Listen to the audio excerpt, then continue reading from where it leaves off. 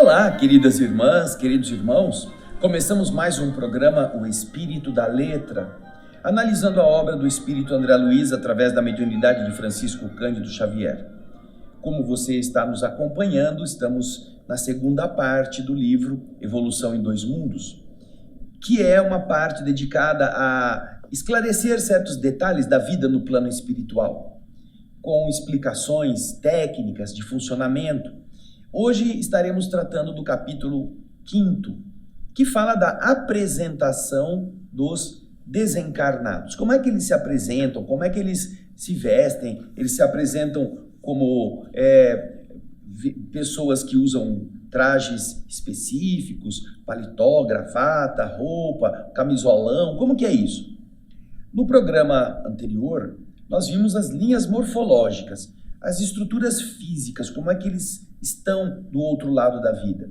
E agora, André Luiz vai responder a perguntas que, além da estrutura física que ele já falou, como que se vestem, como que constroem essas aparências com roupas e etc. Então, pegue o seu livro, nós estaremos fazendo hoje a mesma coisa que fizemos nos programas anteriores. Vamos fazer um resumo com aquilo que eu achei importante, que esse resumo sou eu quem faço, para que você perceba o conteúdo principal. Não é que tudo que está no resumo é o essencial, que André Luiz falou demais. Não. É que às vezes as coisas que André Luiz diz, ele diz de uma maneira que o leitor, não tão acostumado à maneira como ele está dizendo, às vezes pula, não entende, não sabe o que está dizendo, ou tem termos que são difíceis, ou que não são familiares. Então o resumo, a gente faz o quê? A gente pega essa temática que André Luiz apresentou e diz, olha, nesse trecho aqui ele quis dizer tal coisa, ok? Presta atenção nisso. Aí a gente vai para o texto original e a gente vai ler, sem fugir uma linha do que André Luiz falou, tá bem? Então, você que está em casa aí, pegue o seu caderno, o seu livro e vamos acompanhar a leitura do resumo do capítulo 5º. Aí você vê que sobre a apresentação dos desencarnados, André Luiz é indagado deste tema através dessa pergunta que está aí na tela. Que princípios regem a apresentação dos espíritos desencarnados aos médiuns humanos? Como que eles aparecem? Como que eles se fazem ver? E aí, então, nesse subtítulo, André Luiz vai nos explicar o seguinte, olha, varia muito o aspecto dos espíritos diante dos médiuns humanos em suas comunicações. Os espíritos superiores podem adotar a aparência mais proveitosa, visando o fim a que se propõe. Os espíritos elevados apresentam-se da forma mais adequada para aquele fim que ele está desejando atingir. A grande maioria das comunicações, porém, trazem espíritos comuns e, dessa maneira, eles se apresentam, eles se colocam diante do médium como eles se encontram. Certamente que eles vão estar vestidos de forma digna. Roupagem esta que será produzida por hábeis espíritos encarregados desta tarefa, na situação do desencarnado não possuir condições de controle mental próprio. No entanto, o mais comum é o espírito, mesmo os de classe inferior, exteriorizarem os fluidos próprios com os quais envolvem a mente do médium e nos quais eles plasmam as imagens que desejam expressar. Quadros esses que adquirem coloração e movimento como se fossem realidades, num processo semelhante aos da hipnose provocada. Tais fenômenos, porém, só ocorrem entre o médium e a entidade, não existindo qualquer substância real na realidade prática, da mesma forma que ocorre na hipnose, enquanto dura a interligação mentopsíquica que existe entre o hipnotizador e o hipnotizado. Com isso, nós já estamos entendendo como que esta estrutura de funcionamento entre o espírito e o médium vai permitir que ambos se conectem. É muito interessante que cada um de nós possa entender que há peculiaridades a serem observadas neste processo. Já lá no livro Nosso Lar, nós temos um capítulo interessante que fala sobre esta questão. É o capítulo do Bônus Hora, o capítulo 22 do livro Nosso Lar. Nós já fizemos esse livro, já lemos sobre isso. Quando a dona Laura explica para o André Luiz as questões ligadas à remuneração pelo trabalho, ela vai explicar que também lá nas oficinas de Nosso Lar existem espíritos dedicados à fabricação de roupas. E por que você vai pensar, por que precisa fazer roupa?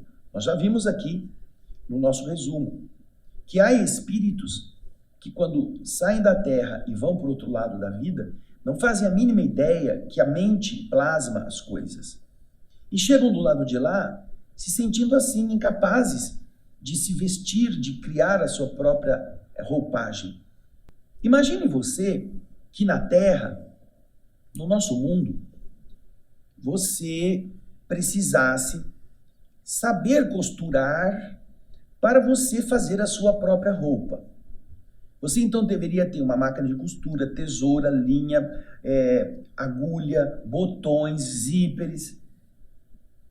E cada um teria que fazer a sua própria roupagem. Então teria que ter moldes, teria que ter o tecido, precisaria saber que estilo você quer. Então, obviamente, seria muito complicado até que todo mundo aprendesse. Por isso é que na Terra, como nós temos um ambiente denso, nós temos um sistema em que alguns fabricam usando tecidos que alguns também produzem, usando roupas ou usando formas que alguns também modelam, usando botões, usando zíperes, usando linhas que outros também fabricam. E aí todos fornecem o material e alguém fabrica a roupa. Em grandes indústrias ou em suas próprias oficinas particulares. Medem a pessoa, tiram as medidas, mostram os modelos e então vão fazer aquele tecido tornar-se aquela roupagem. Agora, o que acontece? Na Terra, nós temos que esperar toda a combinação desses elementos para, por fim, você vestir um paletó, vestir uma saia, vestir um vestido. No plano espiritual, o que acontece é que o material é mais sutil, porém ele depende da mente saber como organizá-lo. E os que chegam do lado de lá, como se eles estivessem renascendo, não é? Saiu do útero da mãe, eles não sabem fazer nada. Eles não sabem como se vestir, o bebezinho não sabe se vestir, o bebezinho não sabe que roupa que ele vai pôr, a mãe tem que decidir isto. Então, do outro lado, até que o espírito aprenda a fazer este trabalho, ele precisa estar vestido. Então, existem oficinas nos planos mais já organizados, em que a matéria disponível para essa atividade, ela é mentalmente organizada por trabalhadores desta área, que vão produzir diversos tipos de vestimentas que poderão ser entregues a estes seres que vão usá-las, como se eles vestissem a roupa, só que é mais rápido, né? É um processo bem diferente da Terra. E até que então ele possa fabricar, por sua própria vontade, a apresentação que lhe pareça adequada. Então, os espíritos superiores, dizem aqui, nós vimos no resumo, eles são capazes de fazer isso com rapidez. Eles podem mudar a sua aparência, eles podem vestir-se de outros modos. Nós temos, por exemplo, na nossa instituição em Campinas, nós temos a atividade da pintura mediúnica com a nossa querida Solange Godoy. E os espíritos que se apresentam para pintar, os pintores, eles não são assim criaturas assim caprichosas do ponto de vista eu só uso tal coisa, eu não quero me vestir de outro jeito. Mas eles estão acostumados a se apresentarem conforme outros médiuns estão enxergando, com características próprias, para justamente mostrarem que são eles. Então você vê Rubens vestido ao tempo em que ele estava na Terra, na região onde ele viveu, aqueles chapéus grandes, com penas. Você vê em outros espíritos mais modernos, vestindo-se de forma mais moderna. Ao mesmo tempo, alguns espíritos não dão importância ao seu vestuário na hora de se apresentar ao médium para a pintura mediúnica. Eles trajam-se naturalmente. Outros gostam de determinados estilos que remontam ao tempo em que ele estava no mundo com aquela apresentação, com aquela figura. Portanto, a mente de espíritos mais elevados, ela é capaz de fazer isso. É como se eles todos já fossem costureiros, né? Como se eles já soubessem fazer isso. E eles usam um material que está em volta para criar a sua apresentação. Porém, a maioria não é assim. Vamos voltar ao texto do nosso resumo. Vamos lá. Certamente que os espíritos vão apresentar-se vestidos de forma digna. Mas esta roupagem, ela está sendo produzida por espíritos capazes de fazer essa tarefa, enquanto o desencarnado esteja na situação de não possuir condições de controle. Ele não estará podendo fazer isto. Estas são questões que dependem da sua necessidade de controle da sua mente. Ele não tem isto. Até que ele tenha, ele precisará que alguém forneça a sua indumentária. É interessante essa situação porque no livro Voltei do irmão Jacó, escrito também através do médium Chico Xavier, o irmão Jacó diz o seguinte: quando ele estava já fora do corpo físico, depois da morte, ele estava envergando um camisolão horroroso, aquele que ele achava que era a roupa dele do hospital onde ele se encontrava, ou da casa onde ele morreu. E não era bem o estilo que ele gostava. Então, diz o irmão Jacó que quando ele já estava se recuperando, ainda ali aos cuidados da sua filha, Dr. Bezerra e o irmão Andrade, que eram os espíritos que estavam empenhados em ajudar o Jacó nessa transição, eles vêm e trazem ao Jacó um terno, uma roupa para ele vestir. Como era do gosto dele andar de terno, para ele sentir-se agora não mais doente na cama. A mente, tá vendo? A mente precisa trabalhar de outra forma. Enquanto ele está com aquele camisolão, é aquele cara que está no hospital, está doente, está fraco. Mas aí ele se veste com um terno que o irmão Andrade e o Dr. Bezerra lhe apresentam, e ele então se vê agora numa outra posição. Olha que interessante, como os espíritos amigos trazem para que você se sinta melhor e sua mente comece a trabalhar de forma mais adequada para a sua própria recuperação. São ensinamentos muito interessantes. Agora volta para mim no número 3, no slide 3 do resumo. O mais comum no momento da apresentação dos espíritos aos encarnados, aos médiuns humanos, é o quê? É exteriorizarem os fluidos próprios com os quais eles envolvem a mente do médium e nos quais eles plasmam imagens, aquelas imagens que eles desejam expressar. Quadros estes que adquirem coloração e movimento como se fossem realidades, como se fosse de verdade, num processo semelhante aos da hipnose provocada. Tais fenômenos, porém, só acontecem entre o médium e o espírito, não existindo qualquer substância verdadeira na realidade prática, da mesma forma que ocorre na hipnose, enquanto dure a interligação mentopsíquica do hipnotizador e do hipnotizado. Aqui nós vamos ter, de novo, uma outra obra espírita falando sobre isso e com as imagens a imagem que eu vou mostrar a você do projeto Imagem.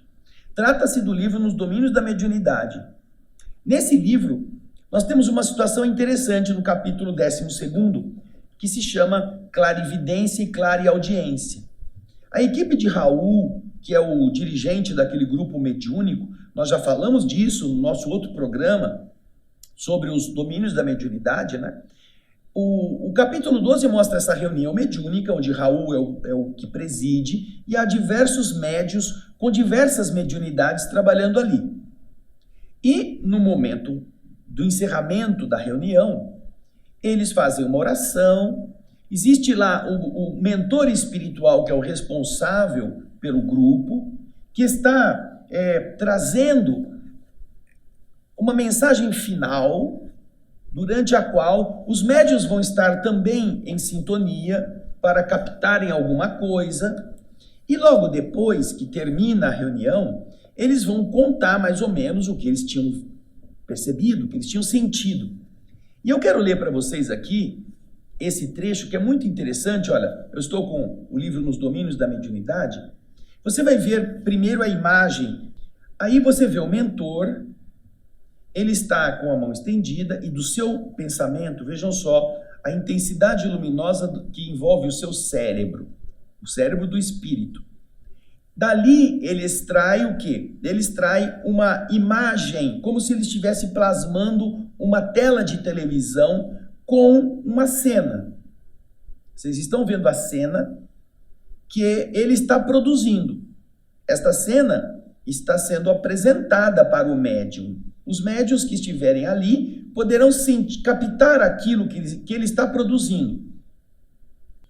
No final, diz André Luiz no livro Nos Domínios da Mediunidade, Raul solicitou alguns instantes de tranquilidade e expectativa, aguardando a manifestação de algum dos orientadores da casa, como uma maneira de instrução geral no encerramento. Dona Celina, que era uma das médiuns, pediu licença para notificar que ela viu surgir no recinto um rio cristalino, em cuja corrente muitos enfermos se banhavam. Você está vendo ali embaixo, olha, um rio cristalino, olha a imagem, no qual muitos doentes estão se banhando. E a outra médium, a Dona Eugênia, seguiu-a, explicando que ela chegou a ver um edifício cheio de crianças entoando hinos de louvor a Deus. Olha lá no fundo, está um edifício, na frente, na escadaria ou na rampa, várias crianças que, segundo Dona Eugênia, estavam cantando hinos de agradecimento a Deus. Aí André Luiz, que ouviu as duas encarnadas, porque são médiuns encarnadas, André Luiz fica estranhamente assim impactado. Por quê? Porque ele diz assim, nós registramos, ouvimos semelhantes comunicados com surpresa. Nós mesmos, espíritos, nada víramos ali que pudesse recordar nem de longe um córrego de águas curativas ou algum pavilhão de serviço à infância. Nós não vimos isso.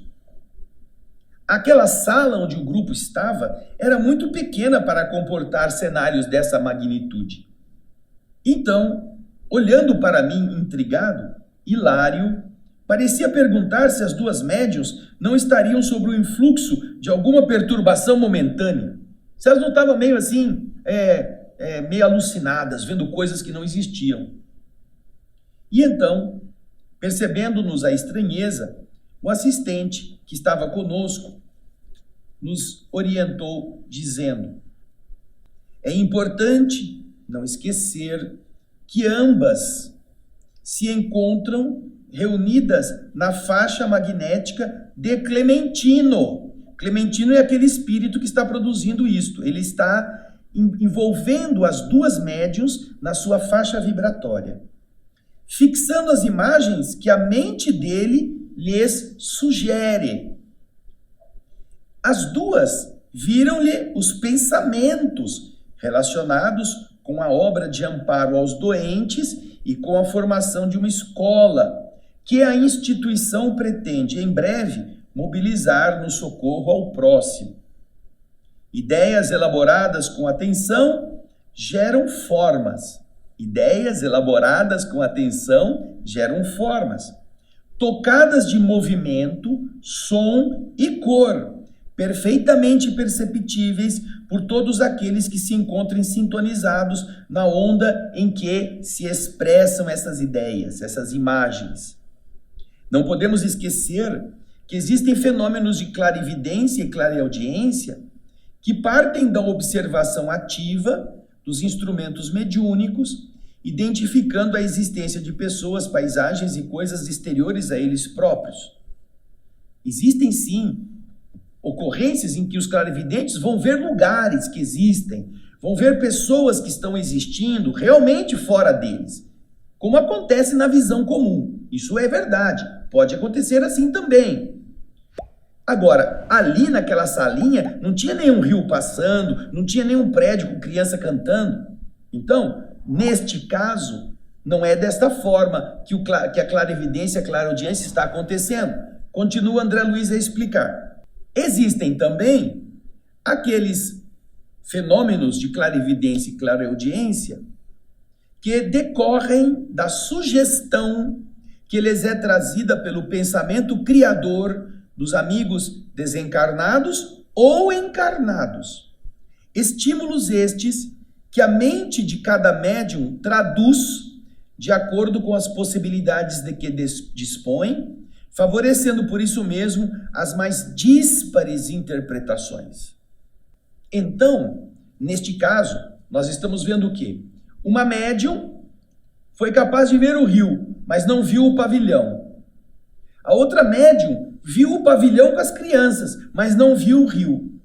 Porém, a imagem que lhes foi apresentada possuía as duas coisas. Portanto, nenhuma delas estava vendo menos ou estava errada no que tinha visto, apesar de que, estando ou falando isso para as pessoas, alguns poderão dizer, mas que estranho, vocês estão vendo coisas diferentes, vocês são médiuns videntes. Porque cada uma delas tinha uma capacidade de enxergar determinada estrutura que a outra não via. Mas as duas estavam vendo uma verdade. Aquele médium, aquele espírito, aliás, o Clementino, estava plasmando uma tela para inspirar aquele grupo na construção de atendimentos médicos e de uma escola para crianças que eles estavam planejando. Agora, você imagina como isso acontece quando os médiums, como você diz, como diz André Luiz aqui, ao invés de entenderem esse mecanismo, ficam achando que tudo o que eles viram realmente é verdade, que tudo o que acontece no plano que ele imaginou, que ele se sentiu inspirado, porque muitos não são videntes, muitos não estão vendo, mas dentro da cabeça deles vem algumas ideias. Por esse motivo é que é importante que nós pensemos, se nós como médios não estamos sendo às vezes tocados por modismos. E eu quero dizer isso sem acusar ninguém de nada, porque é natural que a boa-fé esteja antes do intento de enganar. Mas, por exemplo, um médium que vai indo para a reunião mediúnica e no caminho ele encontra alguém acidentado, um motoqueiro que caiu, foi atropelado, e você vê que já está coberto no chão, a moto está estatelada lá do lado, e ele fica, ai, vou orar, coitado desse ser, não sei o que, não sei o que, não sei o que. Mas ele não para o carro, ele só viu a imagem e foi para a reunião mediúnica. Aí na reunião mediúnica ele recebe um espírito que foi acidentado. Estranho, né? Você acha, em sã consciência, que aquele espírito que ainda nem sabe que desencarnou, porque muitas vezes foi repentino o acidente, não está ainda preparado para nada, você acha que ele já vai reunir-se com os outros lá na reunião mediúnica de imediato, assim? Que ele já tem condições? Porém, a mente do médium pode imaginar, eu orei por ele, senti um calafrio, eu vou receber ele na reunião mediúnica. Ele já se dispôs, ele já se predispôs a receber um atropelado.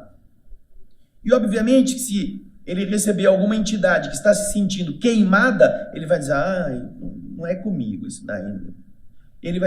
A predisposição mental faz com que os mentores da reunião, os espíritos mentores da reunião, para ajudar alguma entidade que morreu numa situação de atropelamento, que morreu num acidente de veículo, que morreu num acidente de moto e que esteja também entre os assistidos, necessitados, seja colocado mais próximo do médium, porque aquele médium está mentalmente marcado pela situação de ter visto um acidente.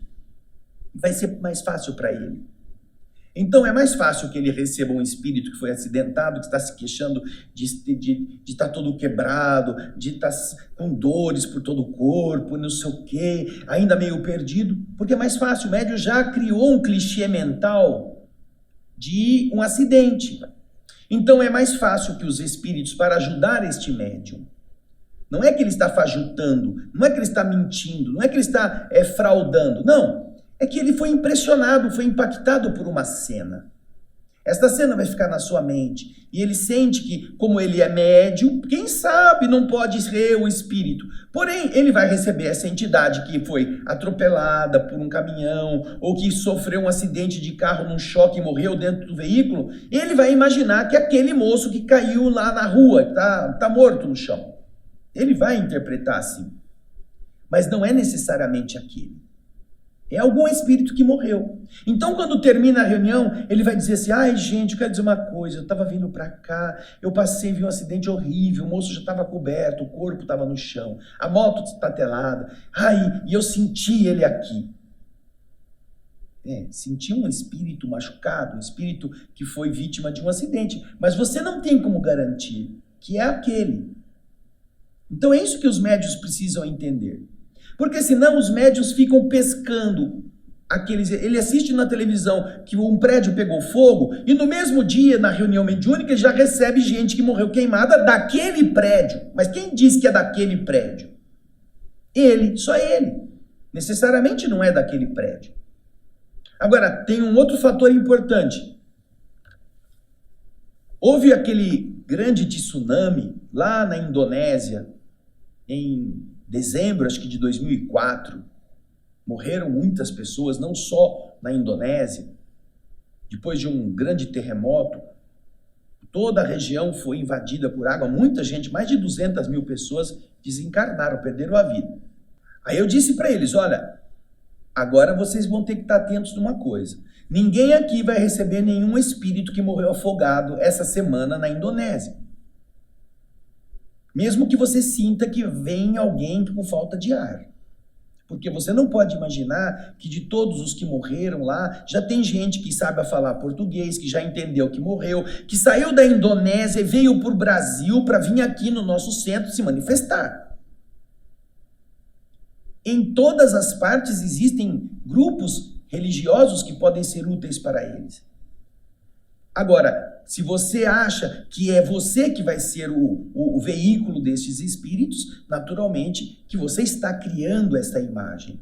Por isso que no livro ele está dizendo, existem aqueles que decorrem, aquelas visões, aquelas intuições que decorrem da sugestão que lhes é trazida pelo pensamento criador dos amigos desencarnados ou encarnados. Estímulos esses que a mente de cada médium traduz segundo as possibilidades de que ela dispõe, favorecendo por isso mesmo as mais díspares interpretações. Por isso é que uma notícia de televisão, uma conversa de telefone com alguém que contou que o primo morreu atropelado, morreu num acidente ou morreu de repente... Ai, o médium já... Ai, acho que eu vou receber esse espírito lá. Esse acho é do médium. Então é importante que nós estejamos atentos a esses processos para não nos deixarmos engambelar, iludir por nossas próprias vontades de sermos os veículos daqueles que a gente viu no noticiário. E que nós estejamos neutros. Porque a maior autenticidade possível do fenômeno exige que o médium esteja neutro, que ele não pense no que ele vai receber, que ele não queira endereçar a percepção para esse ou para aquele lado, porque isso é nocivo. Você estará então fazendo com que as entidades que dirigem a reunião, elas tenham que trazer alguém que tenha mais ou menos aquele perfil, porque você já plasmou o tipo de forma que você quer. A mente do médium. Isso é um problema que os espíritos tentam contornar dessa forma. Mas o médium vai achar que aquele que ele está recebendo é justamente o Luizinho que morreu atropelado na moto que ele viu no acidente quando foi para o centro espírita. E não é. É alguém que morreu num acidente. É alguém que está com dor, que está padecendo por coisa semelhante, mas que não é necessariamente aquele lá. E que, por causa da mente fixada, os espíritos estão tentando atender aqueles, então, que o médium está mais favorável a receber pela sua ideia mental. Olha que interessante. Agora nós vamos ver mais uma pergunta que está dentro desse capítulo, no resumo que a gente vai fazer para terminar essa parte do resumo. Vamos lá. Como interpretaremos a existência de roupas, calçados e peças protéticas nas entidades desencarnadas? Se esses equipamentos e esses petrechos são inanimados, não sendo dirigidos de modo direto pela mente. E aí os espíritos respondem, o André Luiz responde, do mesmo modo que a mente do homem encarnado não comanda as moléculas de algodão de suas roupas, mas pode usá-las segundo suas necessidades. No plano espiritual acontece o mesmo. Quando os espíritos utilizam das possibilidades que lhes estão ao alcance para atender a essa ou a qualquer outra necessidade de sua apresentação. Então, eles podem apresentar-se com muleta, com um lenço, com um brinco, com um colar, com um anel, com alguma coisa. Ele pode plasmar isso. Do mesmo modo que você faz uma roupa e você plasma um cinto, você plasma um chapéu para usar combinando. Da mesma forma, tá bem? Então, agora nós vamos ver o texto do André Luiz. Acompanhe comigo, pegue o seu bloco de anotações e vamos acompanhar André Luiz falando sobre isso agora no texto original. Aí está. Capítulo 5, apresentação dos desencarnados. A pergunta é essa aí. Que princípios regem a apresentação dos espíritos desencarnados aos médiuns humanos? Resposta. O aspecto que as entidades desencarnadas assumem perante os médiuns humanos, quando se comunicam na Terra, pode variar infinitamente. Os espíritos superiores, pelo domínio natural que exercem sobre as células do perispírito, podem adotar a apresentação que mais proveitosa se lhes afigure, se lhes pareça, considerando com vistas à obra meritória que se propõe realizar. Entretanto, essa maneira de intercâmbio não é a mais comum, porque, de modo geral, os desencarnados imprimem os instrumentos mediúnicos, se apresentam aos médiuns encarnados na forma em que efetivamente se encontram. Por certo, não falta uma roupa digna às criaturas que se libertam, que se emanciparam do vaso físico. Roupagem toda ela confeccionada com esmero e carinho por mãos hábeis e nobres da esfera extrafísica. É importante considerar, porém, que os espíritos desencarnados, mesmo aqueles de pouca elevação, de classe inferior, eles guardam a faculdade de exteriorizar os fluidos modeladores, fluidos plasticizantes, que eles são próprios, cada um tem o seu. Uma espécie de aglutinina, uma substância aglutinadora da mente, das partículas mentais, com as quais eles envolvem a mente mediúnica encarnada. Recursos estes nos quais plasmam, como lhes seja possível, as imagens que desejam expressar e que adquirem para as percepções do médium coloração e movimento, fazendo o médium exprimir-se ou agir em um comportamento semelhante àquela pessoa que é passiva, o passivo comum na hipnose provocada, nos fenômenos de hipnose que os hipnotizadores realizam. Esses fenômenos, porém, são isolados e apenas se verificam entre o médium e a entidade que o influencia. Isolado, ele quer dizer, só naquele transe mediúnico é que está acontecendo aquilo. Ou com um grupo de médiuns que estão sendo influenciados por aquele espírito, é que esta ocorrência está se dando. Ele, porém, não tem uma substância, não tem concretude, solidez, materialidade na realidade prática, como acontece no campo das sugestões também, durante a interligação mento-psíquica entre o hipnotizado e o hipnotizador. O hipnotizador diz para o hipnotizado: você está carregando na sua mão, eu vou colocar para você carregar um peso de 5 toneladas. Imediatamente o hipnotizado começa a sentir um peso que ele não aguenta. Por quê? Porque a mente do hipnotizador sobre a do hipnotizado faz o hipnotizado imaginar aquilo e ele então carrega um peso que ele não suporta. E é assim que acontece com o fenômeno da influência mental, quando se cria o campo. E nós vimos o Clementino criando este campo para ajudar as pessoas que vão orientar a instituição espírita nos objetivos de realização. Mas as entidades obsessoras podem criar também campos negativos, campos de aflição, de angústia, de medo. E o indivíduo sentia aquilo como se fosse uma tragédia, uma coisa horrorosa. Então, é uma forma de influenciação. Agora vem a pergunta seguinte, dentro do mesmo capítulo 5º. Como interpretaremos a existência de roupas, calçados e peças protéticas nas entidades desencarnadas? Se esses equipamentos e esses petrechos são inanimados, não sendo dirigidos de modo direto pela mente. E aí a resposta de André Luiz. A mente não comanda as moléculas do algodão do vestuário de que se serve no corpo físico, mas pode usá-las segundo suas necessidades no mundo. A mesma coisa acontece no plano espiritual, em que nos utilizamos das possibilidades ao nosso alcance para atender a esse ou aquele imperativo, aquela necessidade, aquele dever de nossa apresentação. E isso dá uma clara noção do que acontece. Imaginemos que o espírito desencarnou como um ser mutilado de guerra. Ele tem na mente que ele não tem mais a perna. Quando ele vai para o outro lado, ele continua sem a perna, porque ele ainda não aprendeu que agora ele é um espírito.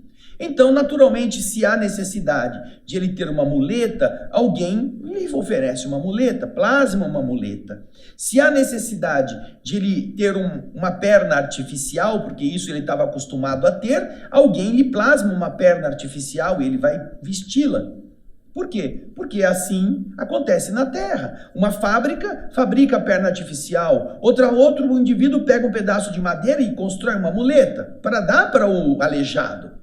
Então, no plano espiritual é semelhante. Por quê? Porque a matéria espiritual é plástica, é facilmente modelável. Até que o próprio indivíduo perceba que ele pode ele mesmo restabelecer a perna completa, porque o seu perispírito é completo, ele precisará da ajuda de alguém para lhe dar aquilo que lhe faz falta até que ele aprenda a não precisar mais. É assim que funciona.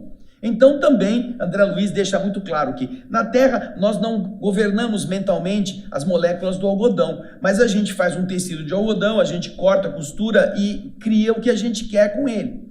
Assim também, é o mesmo princípio, só que com a matéria mais sutil do plano espiritual. Então você vê, com isso eles podem plasmar várias coisas. Nós temos o querido Alípio, que costumava vir para todas as vezes que vinha ao Brasil, ele carregava uma maleta verde. Uma maletinha, essas de escritório, e ele tinha livros, tinha seus apontamentos, canetas, ele levava ali dentro, quando ele ia, por exemplo, ao centro espírita, ele levava seu maletim. Então a gente brincava aqui, ele dizia, olha, quando eu desencarnar, e se alguém me vê no centro espírita, você pergunta para eles se eu estou com o meu maletim, porque se eu não estiver, é que não sou eu, é alguém que está se fantasiando de Alípio. Ele brincava disso, por quê? Porque de verdade nós sabemos que um espírito que às vezes quer se mostrar como aquele realmente, vai apresentar os objetos que ele gosta, que ele estaria usando, até para mostrar que é o próprio. Não é que ele precise, o maletim está grudado na pele dele, não. Mentalmente ele vai dizer, ó, sou eu mesmo, ó, o maletim aqui para provar. Não é interessante isso? Porque é o poder mental, e é isso que nós devemos sempre ter em mente, sempre ter na ideia, é o poder da mente que produz essas imagens para nós mesmos podermos assimilá-las pelo mundo espiritual para nós e de nós também para os outros. Então, na nossa influência é a mente que está dominando as nossas criações.